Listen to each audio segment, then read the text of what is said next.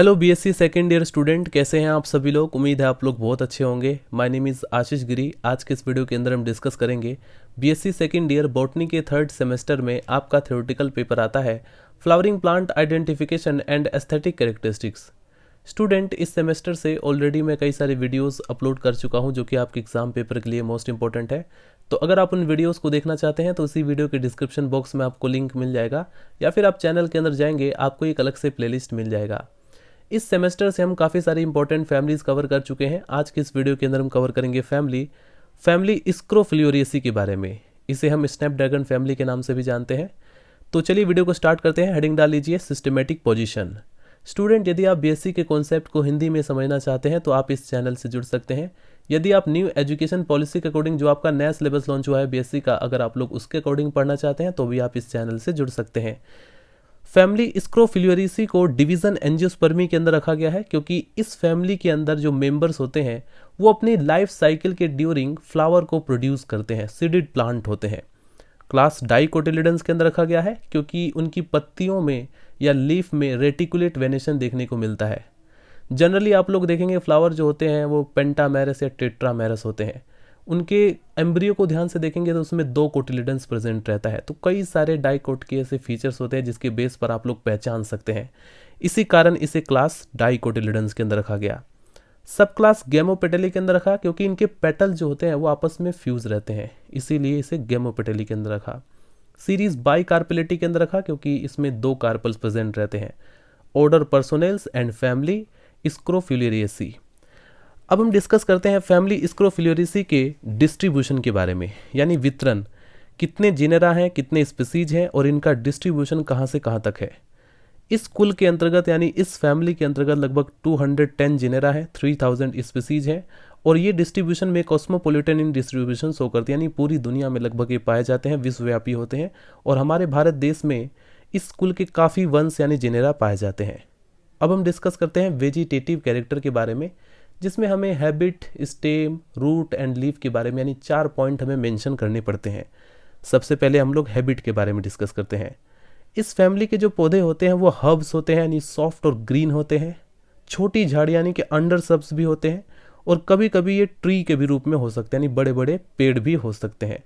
इस फैमिली के कुछ पौधे जो होते हैं वो पैरासाइट्स जैसे फॉर एग्जांपल यूबेंकी, कुछ होते हैं मृतोपजीवी यानी सेप्रोफाइट जैसे फॉर एग्जांपल मेलापायरम, कुछ जलीय शाक जैसे फॉर एग्जांपल लिम्नोफिला रेसिमोसा। अब हम रूट के बारे में डिस्कस करें तो प्राय इसमें रूट जो होता है वो ब्रांच्ड और टैप रूट सिस्टम इसमें पाया जाता है। अगर हम स्टेम यानी तने की बात करें तो प्राय इसमें जो है हर्बेसियस होता है, यानी कि सॉफ्ट और ग्रीन तना होता है। इरेक्ट होता है यानी कि ऊपर की तरफ उठा हुआ रहता है और कभी कभी प्रोस्टेट होता है, यानी नीचे की तरफ रेंग कर चलने वाला, इस तरह का भी होता है। सॉलिड होता है, ठोस होता है और ब्रांचिंग भी उसमें होती है। लीफ की अगर बात करें यानी कि पत्तियों की अगर हम बात करें तो इसमें बहुत ही सिंपल पत्तियां पाई जाती हैं। एक्स स्टिपुलेट होती है यानी कि स्टिप्यूल अब्सेंट रहता है, इंटायर होती हैं, अल्टरनेट होती हैं, अपोजिट होती हैं और वोल्ड में होती हैं।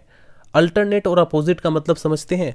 जैसे यहाँ पर देखिए, ये जो है जैसे फॉर एग्जांपल ये मेन एक्सिस है। अगर मेन एक्सिस के इस तरफ एक पत्ती पाई जा रही है, जस्ट इसके अपोजिट में एक पत्ती पाई जाती है, तो इसको कहा जाता है पूरी तरह से अपोजिट।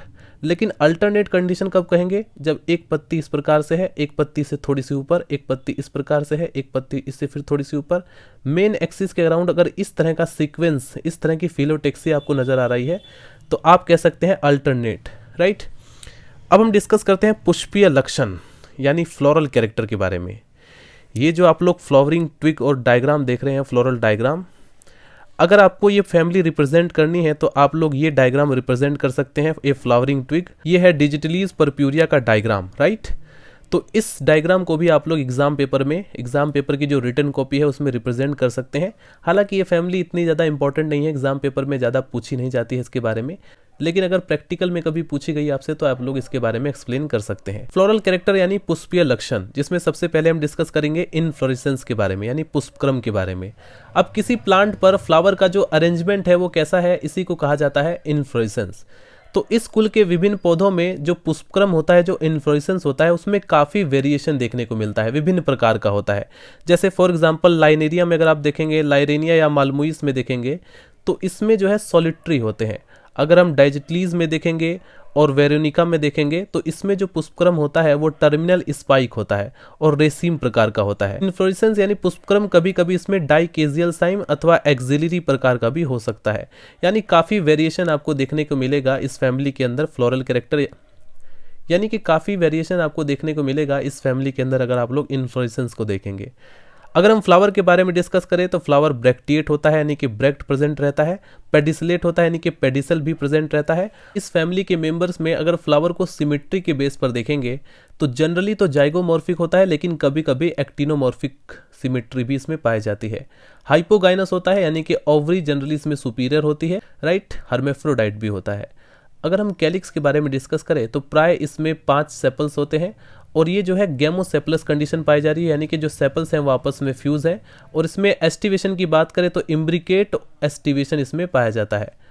अगर हम कोरोला के बारे में डिस्कस करें तो प्राय इसमें 5 पेटल्स होते हैं और ये गेमोपेटल्स होते हैं, यानी कि पेटल्स जो होते हैं आपस में फ्यूज रहते हैं, तथा प्राय बाइलिप्ड होते हैं, यानी कि पेटल्स जो होते हैं आपस में 2 पेटल्स आपस में फ्यूज होकर के 2 लिप्ट में विभाजित हो जाते हैं। कभी कभी जो कोरोला होते हैं वो स्प्यूरेट तथा सिक्यूट होते हैं। इसमें जो एस्टिवेशन होता है वो इम्ब्रिकेट टाइप का एस्टिवेशन इसमें होता है, राइट।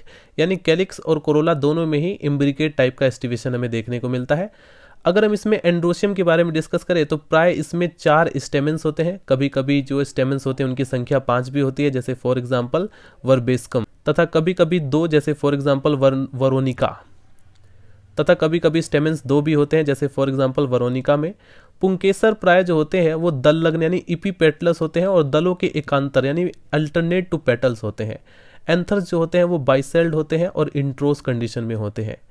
अगर हम गाइनोशियम के बारे में डिस्कस करें तो प्राय बाई कार्पेलरी होता है, यानी कि 2 कार्पल्स प्रेजेंट रहते हैं और ये जो कार्पल्स हैं आपस में फ्यूज रहते हैं। इस कंडीशन को कहा जाता है सिन कार्पस। और इसमें जो ओवरी होती है वो सुपीरियर होती है, बाइलोक्यूलर होती है, यानी कि 2 लोक्यूल इसमें प्रेजेंट रहते हैं। कभी कभी यूनिलोक्यूलर भी होता है, यानी कि 1 लोक्यूल भी इसमें प्रेजेंट रहता है। अगर हम इसमें प्लेजेंटेशन की बात करें तो इसमें प्लेजेंटेशन जो होता है वो एक्साइल होता है, राइट। और स्टाइल सिंपल होती है। स्टिग्मा जो होता है वो बाइलोप्ड होता है। प्लेजेंटेशन के बारे में आप लोग अच्छी तरह से जानते हैं। ओवरी के अंदर ओव्यूल का जो अरेंजमेंट होता है उसी को प्लेजेंटेशन कहा जाता है, तो इसमें एक्साइल प्लेजेंटेशन देखने को मिलता है। फ्रूट की अगर हम बात करें तो फ्रूट इसमें कैप्सूल और बेरी टाइप का होता है। शीड की अगर हम बात करें तो शीड एंडोस्पर्मिक होता है और पॉलिनेशन इसमें इंसेक्ट के द्वारा होता है, right, bye insect. Floral formula आप लोग सिंपली इसमें देख सकते हैं। एक्टिनोमॉर्फिक, बाइसेक्सुअल, कैलिक्स में सेपल्स की संख्या 5, कोरोला में सेपल्स की संख्या 5 और दोनों में ब्रैकेट इसलिए लगाया गया है क्योंकि दोनों के दोनों आपस में फ्यूज रहते हैं, राइट। एंड्रोशियम में स्टेमेंस की संख्या जनरली 4 होती है और इपीपेटलस कंडीशन पाई जाती है। इसको शो करने के लिए हमें ये एरो लगाना पड़ता है। गाइनोशियम में सिंपली हम देखते हैं 2 कार्पल होते हैं, यानी कि बाई कार्पेलरी कंडीशन है और सिन कार्पस है, इसलिए हमने ब्रैकेट में रखा और नीचे डैश का निशान लगाते हैं जो कि रिप्रेजेंट करता है कि ओवरी जो है वो सुपीरियर है। अब हम डिस्कस करते हैं इकोनॉमिक इंपॉर्टेंस के बारे में। इकोनॉमिक इंपॉर्टेंस में नंबर फर्स्ट प्लांट आप लोग लिखेंगे, बोटेनिकल नेम है लाइनेरिया मैरोकाना। यह पौधा जो होता है वो सुंदरता के लिए बगीचों में उगाया जाता है, गार्डन्स में ऑर्नामेंटल पर्पज से उगाया जाता है और यह डायबिटीज के रोग के उपचार में भी उपयोगी होता है, यानी कि इसका सजावटल ऑर्नामेंटल में भी और मेडिसिनल में दोनों तरह की इसमें वैल्यू है। नंबर सेकंड पर आता है एंटीरिनियम मेजस। इस पौधे के पुष्प जो होते हैं बहुत अधिक सुंदर होते हैं, यानी कि ये भी सजावटी पौधे के रूप में यूज किया जाता है। नंबर थर्ड पर आता है कैल्सिया कोरोमैंडिलियाना। इस पौधे का जो रस है वो पेचिस व दस्त के में उपयोगी होता है। नंबर 4 पर आता है वेरोनिका बैक्साबुंगा। इस पौधे के शिशु तने यानी कि यंग स्टेम से सब्जी के रूप में प्रयोग किया जाता है, यानी वेजिटेबल के फॉर्म में।